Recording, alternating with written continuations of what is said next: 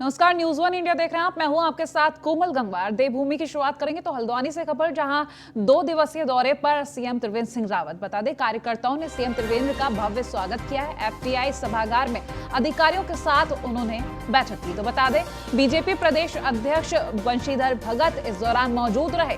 विधानसभा चुनाव को लेकर कार्यकर्ताओं से बातचीत की गई। विकास कार्यों की समीक्षा भी इस दौरान कर सकते हैं सीएम त्रिवेंद्र सिंह रावत।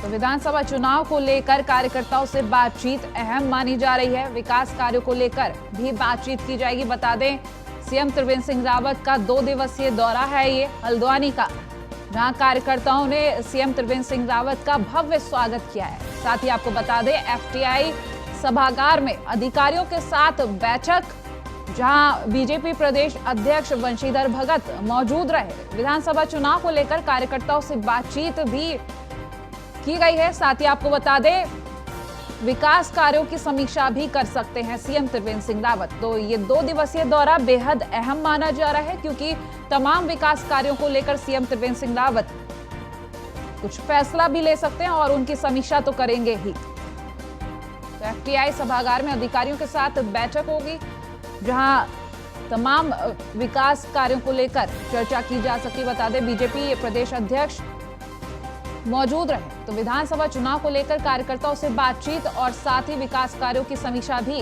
करने की उम्मीद जताई जा रही है। रेजिडेंट एडिटर फहीम तना हमारे साथ फोन लाइन पर जुड़ गए हैं। फहीम, ये जो 2 दिवसीय दौरा है, आज शुरुआत हो गई, क्या कुछ खास रहा और क्या कुछ आने वाले वक्त में सामने आएगा? देखिए, मुख्यमंत्री त्रिवेंद्र सिंह रावत जैसे ही हल्द्वानी पहुंचे, वहां कार्यकर्ताओं ने स्वागत किया और हेलीपैड पर उनका हेलीकॉप्टर उतरा। उसके बाद वो सीधे जो कार्यकर्ताओं के साथ सम्मान कार्यक्रम था उसमें पहुंचे और वहां पर कार्यकर्ताओं के साथ संवाद किया है। इस संवाद में कई सुझाव भी सामने आए हैं सीएम के। सीएम ने अपनी बात कही, राज्य सरकार की जो योजनाएं हैं उसको लेकर के बात कही, कार्यकर्ताओं की बात कही, चुनाव के आने वाले दिनों में जो जिस तरीके की तैयारी है पार्टी की, उस पर भी चर्चा हुई। प्रदेश अध्यक्ष बीजेपी बंशीधर भगत भी शामिल रहे, मंत्री धन सिंह रावत शामिल रहे और तमाम उसमें पदाधिकारी भी रहे। मुख्य तौर पर जो सुझाव दिए गए हैं उनको लिखित में सुझाव दिए गए हैं काफी, और सीएम ने उन सुझावों को लिया है और ये कहा है कि इन सुझावों का अध्ययन करके आगे की रणनीति तय की जाएगी, उस पर काम किया जाएगा। ये महत्वपूर्ण बात है, क्योंकि 2022 का चुनाव आ रहा है। कार्यकर्ताओं से संवाद एक बेहद महत्वपूर्ण होता है इस कड़ी में। अगर सरकार और सीएम सीधे तौर पर कार्यकर्ताओं से संवाद करते हैं तो क्योंकि चुनाव में जो सरकार के कामकाज होते हैं उसका एक आकलन भी रहता है जनता के बीच में। तो ऐसे में पार्टी संगठन बेहद महत्वपूर्ण का सुझाव हो जाता है, उसको लेकर के सरकार आगे काम करेगी। सीएम ने इस बात को संकेत दिए हैं कि उस पर रणनीति पर काम किया जाएगा, सुझावों का अध्ययन करके। फहीम, जो विकास कार्यों को लेकर चर्चा की बात सामने आ रही, कौन कौन से खास वो विकास कार्य रहने वाले हैं? देखिए, जो सरकार के कामकाज है, सरकार ने अब तक फैसले लिए हैं, सरकार विकास के कार्य कर रही है, उसको लेकर सीएम ने बात की है, सम्मेलन में बात हुई है, ताकि जो जनता के बीच में बात कही जाती है, सरकार की अपनी तरफ से जो बात कही जाती है, वो कार्यकर्ता उसको जनता तक पहुंचाने में, घर घर तक पहुंचाने में बहुत महत्वपूर्ण भूमिका निभाते हैं, एक कड़ी के रूप में काम करते हैं। तो लिहाजा ये अपेक्षा की गई है कार्यकर्ताओं से कि वो जनता तक अपनी बात पहुंचाएं। बहुत कई महत्वपूर्ण कार्य किए गए हैं क्षेत्रों के हिसाब से, चाहे अगर डिवीजन के हिसाब से भी गढ़वाल मंडल और कुमाऊं मंडल में भी राज्य सरकार ने कई योजनाएं महिलाओं के लिए चलाई हैं, बेरोजगारों के लिए रोजगार के अवसर पैदा किए हैं, स्वरोजगार के अवसर पैदा किए हैं। नौकरियों अभी अधीनस्थ सेवा चयन आयोग के माध्यम से बहुत जल्दी भर्ती होने जा रही है, उसके अधिसूचना जारी हुई है। तमाम पहलू हैं, इन पहलुओं को जनता तक पहुंचाना वो कार्यकर्ताओं के हाथ में होता है और उसी रणनीति पर आगे काम किया जाएगा। ठीक, फहीम, आप हमारे साथ बने रहिए, आगे भी अपडेट्स लेंगे आपसे। हल्द्वानी से ये खबर, जहां सीएम त्रिवेंद्र सिंह रावत के दौरे का कांग्रेस ने विरोध किया। बता दें, बुद्ध पार्क में कांग्रेसियों ने सीएम का पुतला फूंकने का प्रयास किया। पुलिस ने आंदोलनकारियों को रास्ते में रोककर पुतला छीना। तो पुलिस और कांग्रेसियों में तीखी नोकझोंक भी हुई है इस दौरान। वहीं घटनास्थल पर भारी पुलिस बल भी मौजूद रहा है। तो 2 दिवसीय दौरा सीएम त्रिवेंद्र सिंह रावत का, इस दौरान कांग्रेसियों ने उनके दौरे का विरोध किया है, जहां पुलिस और कांग्रेसियों के बीच तीखी नोकझोंक देखी गई, जहां घटनास्थल पर पुलिस बल भी तैनात कर दिया गया है भारी संख्या में।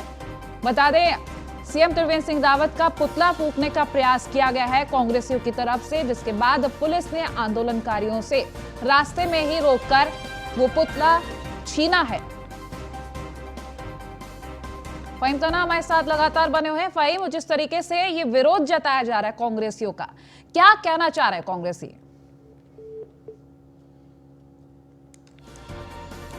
2 दिवसीय दौरा सीएम त्रिवेंद्र सिंह रावत का बेहद अहम माना जा रहा है, लेकिन इस दौरे को लेकर कई ऐसी तस्वीरें सामने आ रही हैं। इस तस्वीर की अगर हम बात करें तो कांग्रेसियों ने विरोध जताया है। बुद्ध पार्क में कांग्रेसियों ने सीएम का पुतला फूंकने का प्रयास किया, लेकिन पुलिस ने आंदोलनकारियों को रास्ते में ही रोक लिया और उनसे पुतला छीन लिया। साथ ही आपको बता दें, इस दौरान पुलिस और कांग्रेसियों में तीखी नोकझोंक हुई है। वहीं घटनास्थल पर भारी पुलिस बल भी तैनात कर दिया गया है और इस दौरान मौजूद भी है, क्योंकि 2 दिवसीय दौरा, ताकि कोई घटना घटित ना हो, उसको लेकर प्रशासन अलर्ट मोड पर है। जिस तरीके से तस्वीरें सामने आ रही हैं कि विरोध जताया जा रहा है, उसको देखते हुए खासा अलर्ट है पुलिस प्रशासन और तमाम तैयारियां भी सही से की जा रही।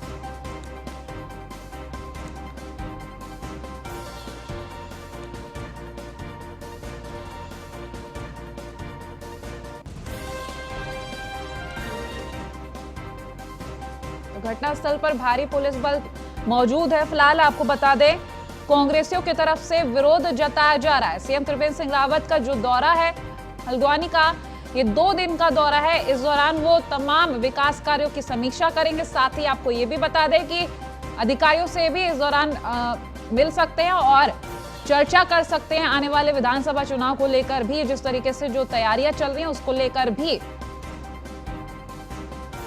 और विकास कार्यों को लेकर समीक्षा की जाएगी। लेकिन कांग्रेसियों की तरफ से विरोध जताया जा रहा है। बुद्ध पार्क में कांग्रेसियों ने सीएम का पुतला फूंकने का प्रयास किया, लेकिन वो प्रयास थाम दिया गया। पुलिस ने पुतला छीनकर उन्हें रोका है। तो बता दें, कांग्रेसियों और पुलिस के बीच इस बीच तीखी नोकझोंक देखी गई है।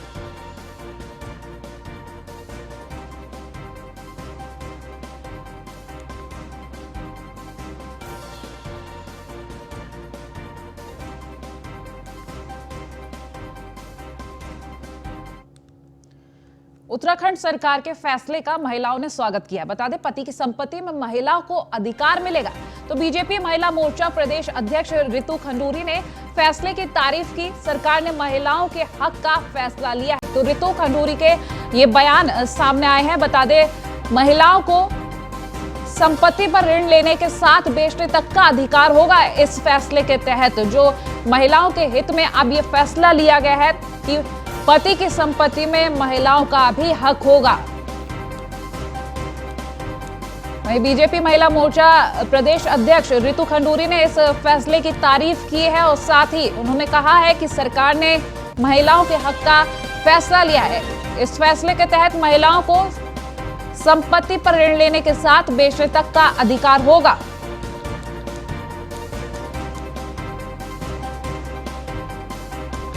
उत्तराखंड सरकार की तरफ से जो फैसला लिया गया, महिलाओं ने उसका स्वागत किया है। पति की संपत्ति में महिलाओं को अधिकार मिलेगा। खासा खुश नजर आई है महिलाएं। और साथ ही आपको बता दें, बीजेपी महिला मोर्चा प्रदेश अध्यक्ष रितु खंडूरी का भी बयान सामने आ गया है। उन्होंने कहा यह फैसला बहुत ही अच्छा है, महिलाओं के हित में है और अब आगे महिलाओं को अपने पति की संपत्ति पर पूरा हक होगा, बेचने का भी हक होगा, साथ ही उस पर ऋण लेने का भी अधिकार महिलाओं को होगा। तो किस तरीके से महिलाओं के हित में सोचा जा रहा है, उत्तराखंड सरकार ने यहाँ पर साबित कर दिया महिलाओं के हित में ये फैसला लेकर।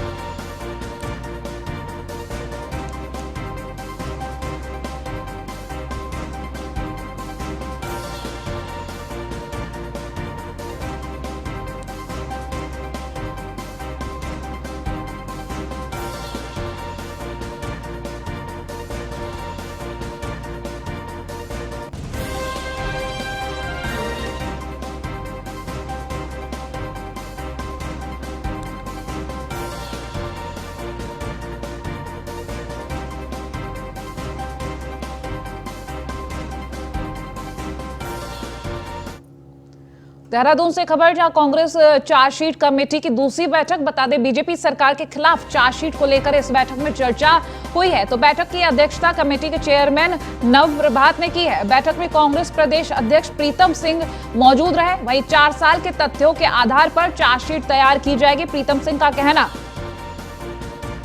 तो बैठक में कांग्रेस प्रदेश अध्यक्ष प्रीतम सिंह भी मौजूद रहे हैं। और इस बैठक की अगर अध्यक्षता की बात करें तो कमेटी के चेयरमैन नव प्रभात ने इस बैठक की अध्यक्षता की। बैठक में कांग्रेस प्रदेश अध्यक्ष प्रीतम सिंह भी मौजूद रहे। बीजेपी सरकार के खिलाफ चार्जशीट को लेकर इस बैठक में खासा चर्चा की गई है। ये दूसरी बैठक थी चार्जशीट कमेटी की। तो देहरादून से ये खबर आप तक पहुंचा रहे हैं, जहां प्रीतम सिंह का बयान सामने आया कि 4 साल के तथ्यों के आधार पर चार्जशीट तैयार की जाएगी। तो लगातार कांग्रेस हावी होने की कोशिश कर रही है और साथ ही बीजेपी सरकार के खिलाफ चार्जशीट को लेकर इस बैठक में खास चर्चा की गई है।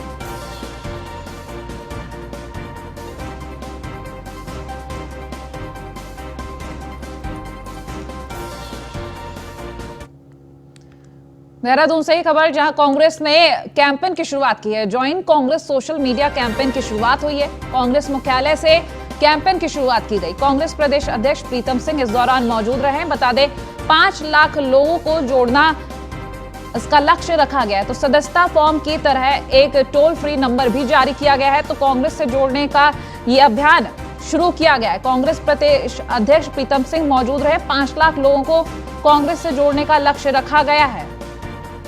तो ये कैंपेन कांग्रेस मुख्यालय से शुरू किया गया है, जहां join Congress social media campaign की शुरुआत की गई। इसके तहत लोगों को कांग्रेस से जोड़ने की कोशिश की जा रही है, साथ ही उनको जागरूक करने की कोशिश की जा रही है कि कांग्रेस को किस तरीके से ज्वाइन किया जाए, ये भी बताया जा रहा है। तो इस कैंपेन की शुरुआत कांग्रेस मुख्यालय से की गई। इस दौरान कांग्रेस प्रदेश अध्यक्ष प्रीतम सिंह भी मौजूद रहे। इसका लक्ष्य बताएं तो 5 लाख लोगों को इस अभियान से जोड़ने की लक्ष्य रखा गया है यहां पर।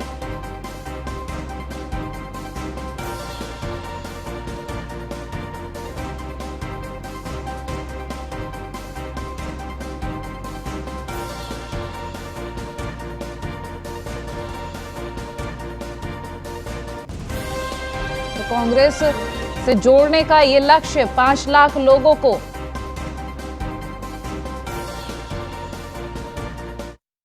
इस कैंपेन का उद्देश्य है क्योंकि सोशल मीडिया दिन पर दिन काफ़ी पॉपुलर होता जा रहा है। प्रिंट मीडिया, इलेक्ट्रॉनिक मीडिया भी सोशल मीडिया का सहारा लेते हैं और सोशल मीडिया प्रिंट और इलेक्ट्रॉनिक मीडिया का सहारा लेता है। मोबाइल के माध्यम से हर तरीके की सूचना उपलब्ध है। जैसा मैंने आपसे आंकड़े शेयर करी कि 1 करोड़ की पॉपुलेशन में लगभग 1.25 करोड़ के करीब हमारे मोबाइल सब्सक्राइबर हैं।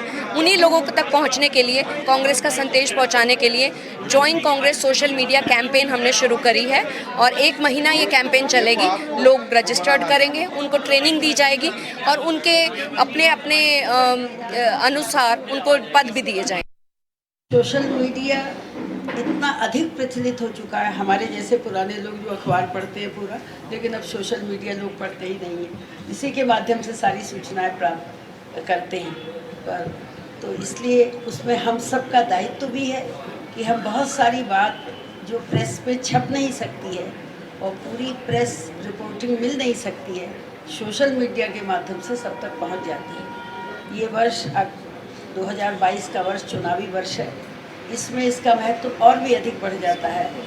बहुत तरह की ऐसी भ्रामक सूचनाएं भी बहती रहती हैं, जिनका केवल प्रेस के माध्यम से यदि उनका खंडन कर दिया जाए तो काम पूरा नहीं होता है। सोशल मीडिया के माध्यम से भी उनके बारे में जानकारी देना आवश्यक होता है। और इस समय आप सब लोग भी जो मीडिया से जुड़े हैं और हमारी युवा पीढ़ी खासकर वो सोशल मीडिया में भारी रुचि ले रही है और सोशल मीडिया के माध्यम से ही। और गदरपुर दौरे पर कैबिनेट मंत्री अरविंद पांडे, बता दें ब्लॉक कार्यालय में बहुउद्देशीय शिविर में भाग लिया। शिविर में भारी संख्या में लोगों की भीड़ देखी गई। बता दें इस शिविर में लोगों की समस्याओं का समाधान किया गया है। तो गदरपुर दौरे पर रहे हैं कैबिनेट मंत्री अरविंद पांडे। इस दौरान उन्होंने ब्लॉक कार्यालय में बहुउद्देशीय शिविर में भाग लिया है और इस शिविर की अगर बात की जाए तो भारी संख्या में लोग यहां देखे गए, जहां इस शिविर में लोगों की समस्याओं का निस्तारण किया गया है।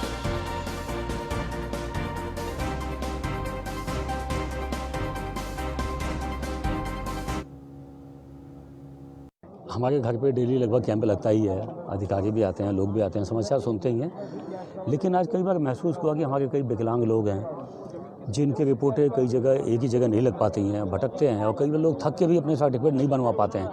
ऐसे लाभार्थियों को लाभ पहुंचाने के लिए एक ही छत के नीचे सभी विभागों के अधिकारी कर्मचारी मौजूद हों और उनकी रिपोर्ट लग के उनको तत्काल लाभ पहुंचाया जाए। उस कड़ी में बहुउद्देशीय शिविर का आज आयोजन किया गया और इसमें सैकड़ों लोगों को, किसी को ट्राईसाइकिल देना है, किसी का विकलांग प्रमाण पत्र बनवाना है, किसी की नाली की समस्या है, किसी के बिजली के बिल की समस्या है। ऐसे छोटी छोटी समस्याओं के लिए लोग यहाँ आए और उनकी समस्याओं का समाधान आज विभिन्न विभागों के अधिकारी कर्मचारी, छोटे बड़े जिले लेवल के सभी अधिकारी आज यहाँ मौजूद हैं और सबकी समस्या। खबरों में आगे बढ़ेंगे तो हरिद्वार ज्वालापुर से विधायक सुरेश राठौर से हमारे संवाददाता कमल किशोर ने खास बातचीत की। देखिए ये खास रिपोर्ट। नमस्कार दोस्तों, मैं हूं कमल किशोर, आप देख रहे हैं न्यूज़ वन इंडिया। इस समय हमारे साथ उत्तराखंड के विधायक जी मौजूद हैं। हम इनसे जानेंगे किस तरीके से जो त्रासदी हुई थी उसके बारे में। जी सर, जो भी पिछले दिनों में जो त्रासदी हुई थी, जो भारी नुकसान हुआ था, उसके बारे में किस तरीके से हम पूरे मामले को देखते हैं? देखिए, उत्तराखंड जो ऐसा राज्य है, यहाँ पर आपदाएं आती रहती हैं और पहाड़ी क्षेत्र होने के नाते वर्षा, तूफान, आंधियाँ, बर्फबारी, झील का बनना, झील का फटना, बादल का फटना, ये आपदाएं बराबर उसी त्रासदियों से हमारा उत्तराखंड घिरा रहता है। और ये सब ईश्वर की अनुकंपा, श्री गुरु की कृपा है कि हम उस त्रासदी से बच निकले और बहुत सारे लोग हताहत हुए। उनके प्रति हम अपनी संवेदना व्यक्त करते हैं। कष्ट है हमें, हम चाहते हैं कि कोई भी इस तरह की त्रासदी ना हो, ईश्वर से प्रार्थना करते हैं। बरसातों के टाइम में हर तरीके जब बरसातें होती हैं तब भी इस तरीके की जो घटनाएं होती रहती है उत्तराखंड के अंदर, क्या किस तरीके से आप जो घटनाएं होती है उसको देखेंगे? मैंने आपसे पहले ही कहा, उत्तराखंड राज्य आपदा वाला क्षेत्र है, आपदा वाला प्रदेश है। वहाँ पर तमाम बारिशें होती हैं, आंधियाँ चलती हैं, तूफान चलते हैं और बर्फ़ पड़ता है, झीलें बन जाती हैं। सुदूर ग्रामीण क्षेत्रों में उन झीलों का पता नहीं चलता। जब बादल फटते हैं तो झीलें भी फट जाती हैं और वो मलबा लेकर अपने साथ बहुत सारा चलती है। उसके कारण से इस तरह की तबाही बराबर आती रहती है और वो तूफान मचाकर चली जाती है। जो पीछे भी त्रसदी हुई है, जितने लोगों को जो इस भारी नुकसान हुआ है, उन लोगों को किस तरीके से आपकी सरकार ने उनकी मदद करी? देखिए, हमारे क्षेत्र के अंदर भी, मेरी विधानसभा क्षेत्र के जो कार्यकर्ता थे, 2 लोग वहाँ पर गए हुए थे रोजगार की दृष्टि से, उनकी 2 की मृत्यु उसमें हो गई। संवेदना व्यक्त कर सकते हैं, सरकार के द्वारा जो मदद होती है वो मदद कर सकते हैं और ये प्रयास रहता है कि किस तरह से हम त्रासदियों को झेल सकें।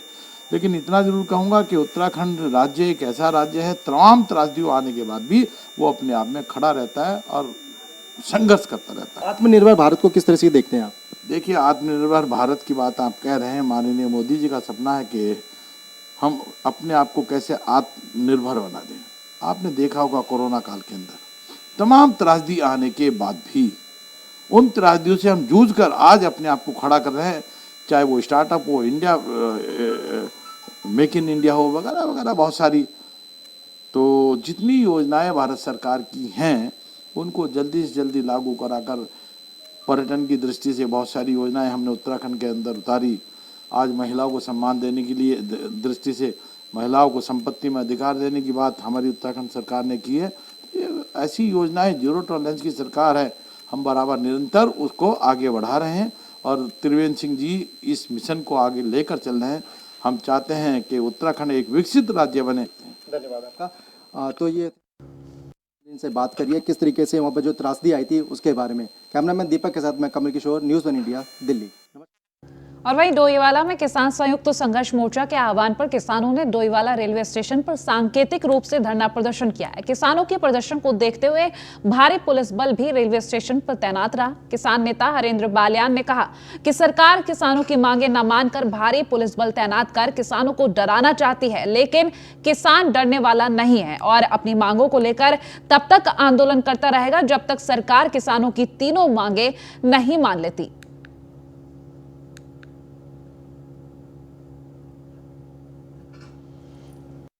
आज हमारा जो दिल्ली की संयुक्त किसान मोर्चा की कॉल आई थी, सभी जगह उसमें रेल रोको का कॉल थी और यहाँ पर डोईवाला के किसानों ने भी आज यहाँ पर रेलवे स्टेशन पर धरना, सांकेतिक धरना दिया है।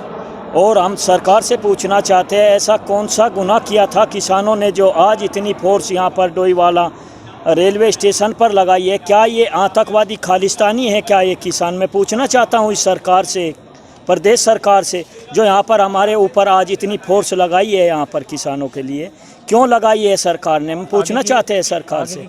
आगे की जो कॉल दिल्ली से संयुक्त मोर्चा की आएगी, हर कॉल पे हम यहाँ पर जो प्रोग्राम आएंगे वो प्रोग्राम यहाँ पर।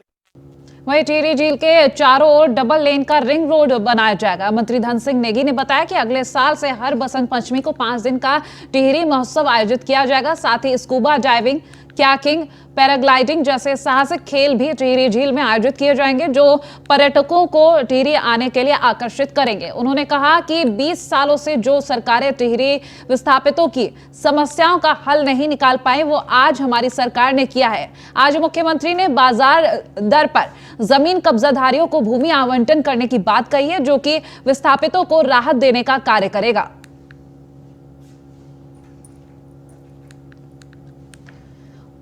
और बॉडी से खबर, जहां मुख्य चिकित्सा अधिकारी कार्यालय में डिस्पेंसरी का शुभारंभ किया गया। बता दें, डिस्पेंसरी के नजदीकी कार्यालय में काम करने वाले डॉक्टर मरीजों को सेवाएं देंगे। 11 बजे से 1 बजे तक डिस्पेंसरी खुलने का वक्त तय किया गया है। डिस्पेंसरी में दवाइयां समेत सभी टेस्ट निःशुल्क किए जाएंगे। बता दें, डिस्पेंसरी का मकसद आम जनता को सुविधा उपलब्ध कराना है, ये बात अधिकारियों की तरफ से कही गई। तो मुख्य चिकित्सा अधिकारी का कहना कि डिस्पेंसरी का मात्र एक मकसद आम जनता को सुविधा उपलब्ध कराना। जो हमारा डीएच है वो पीपी मोड पे चला गया है ना। और यहाँ पे क्या है कि हम लोग 6-7 डॉक्टर हैं जो यहाँ पे सीएमओ ऑफिस में पोस्टेड हैं, एसीएमओ है, मैं हूँ। तो और यहाँ पे हमने एक सुविधा एक आम नागरिक को दी है कि एक डिस्पेंसरी बनाई है, जिसमें कि पर्ची जो ओपीडी पर्ची है वो भी फ्री रहेगी और जो दवाइयाँ हैं वो भी यहाँ से मिलेंगी। तो फिलहाल बुलेटिन में इतना ही। देखते रहे न्यूज़ 1 इंडिया। नमस्कार।